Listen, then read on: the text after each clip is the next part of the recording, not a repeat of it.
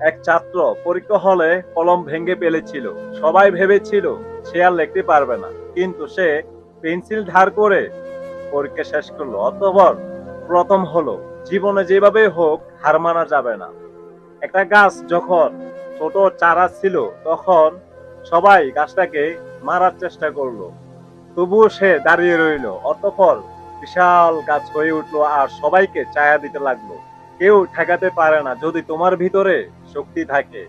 একটি ঘর বহু বছর অন্ধকারে ছিল। সামান্য একটা মোমবাতি আলোতেই সেই ঘরটা কিছুটা আলোকিত হলো। অল্প আলোয় অনেক অন্ধকার দূর করতে পারে। তেমনি ছোট্ট চেষ্টা অনেক পরিবর্তন আনতে পারে। নদীকে অনেকবার থামাতে চেয়েছিল, কিন্তু নদী থামেনি। সে নিজের পথ বানিয়ে চলছে, থেকেছে সমুদ্রের দিকে।